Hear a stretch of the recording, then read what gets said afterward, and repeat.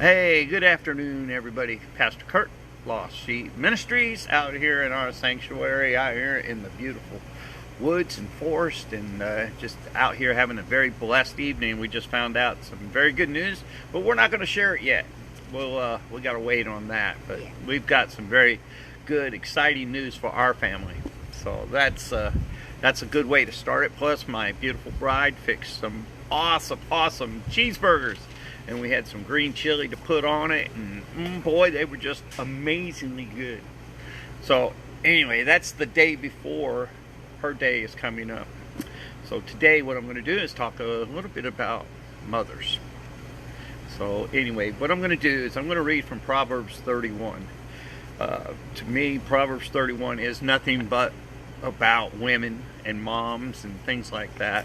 So without further ado, I'm going to start in Proverbs 31, and I'll be verse 25, and I'm going to read through verse 28. So let me go ahead. So here it goes. Verse 25. Strength and honor are her clothing. She shall rejoice in time to come.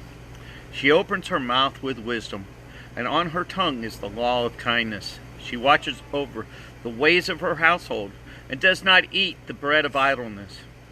Her children rise up and call her blessed. Her husband also, and he praises her. And, you know, that's, to me, that is one of those verses right there really touch me when it comes to moms or mothers or mamas or whatever you call your mother. First of all, they're the most important person that we have in our lives. They brought us into this world, and I know a few that have tried to take a few of us out of this world as well.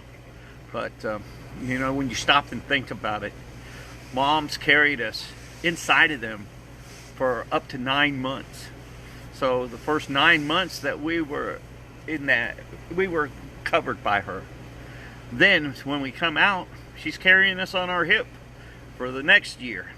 And then after that first year, she's dragging us around to all the stores and, you know, getting us all dressed up in these goofy little outfits and things. And that goes until we're about 4 or 5 years old. Then we kind of break away a little bit from her, but only for a little bit. We go to school, but she's still there. She gets us up in the morning, so she's caring for us. She's there when we get off, and she's caring for us. She's always there for us, and that's one of the biggest things that I think of when I think of moms, is how much, like, now this is going to sound a little strange, but this is how I look at it. They're the closest thing God made to him. I mean, it's got his love, his unconditional love. That's one thing that a mom has for her children.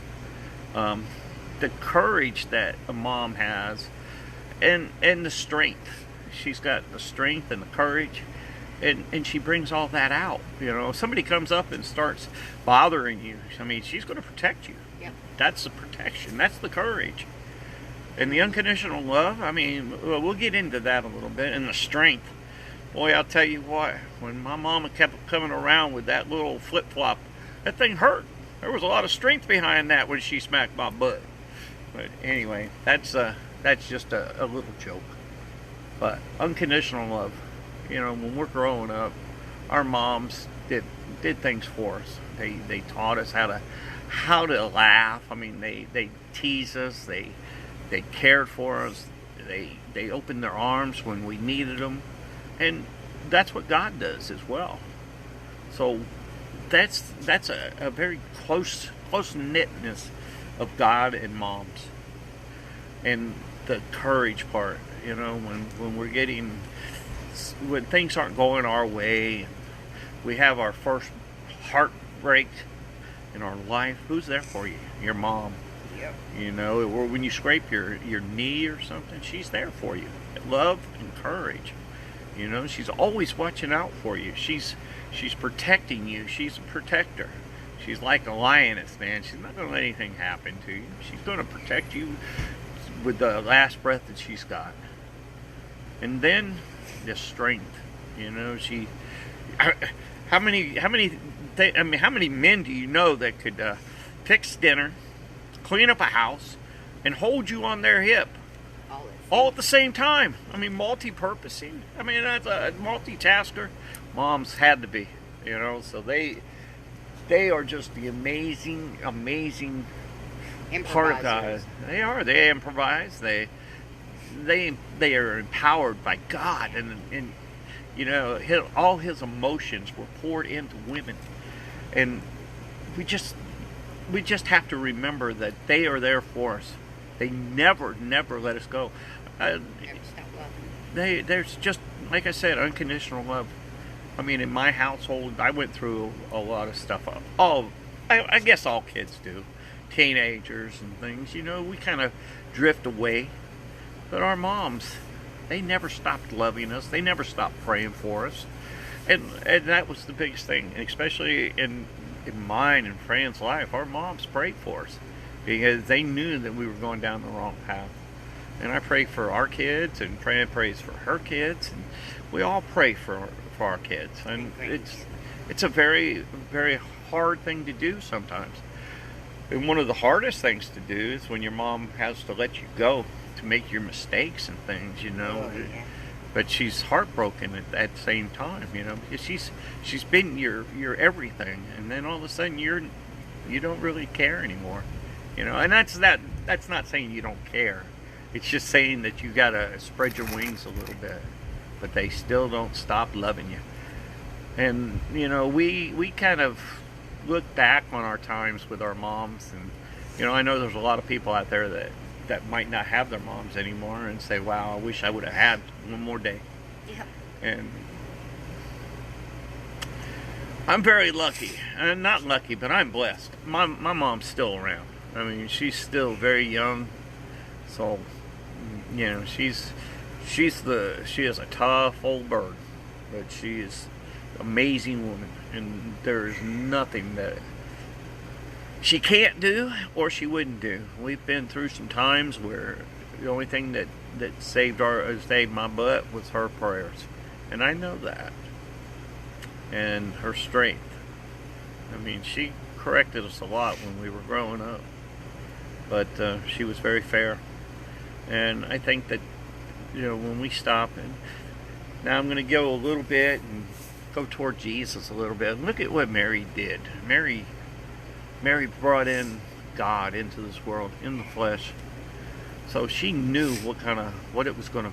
I think she had a feeling that he was going to have to be sacrificed for everybody, because she knew what the Jewish tradition said and what the book said, that he was going to have to be sacrificed. And that must have hurt, knowing that your son is going to be put on a cross and it's going to die, and then to watch him die, you know, that's a tough thing to do.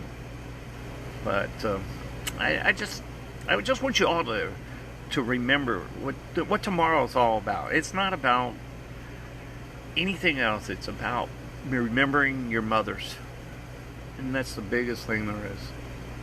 Remember your moms. Talk to them if you can. Pray for them. Pray for every one of them.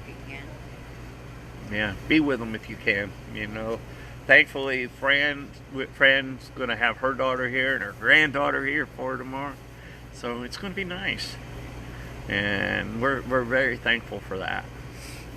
But we're also thankful for every one of you out there. And it sounds like I'm rambling a little bit. Well, probably because I am, because that's what I do. I've been told that I like to ramble, but I also like to talk about God. And right now, what God is telling me is that moms are the most important thing around right now.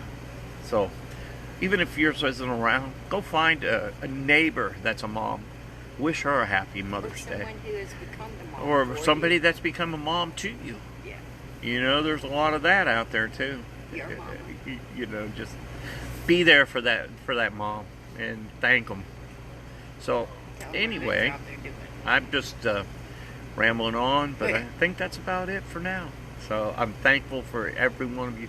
I'm thankful for all you moms out there. And there's one thing I will leave for all you new moms out there. There's an old song that says, "Mamas, don't let your babies grow up to be Dallas Cowboys. Any other team around, but not the Dallas Cowboys." Remember that. Love you all. This is Pastor Kurt saying see ya.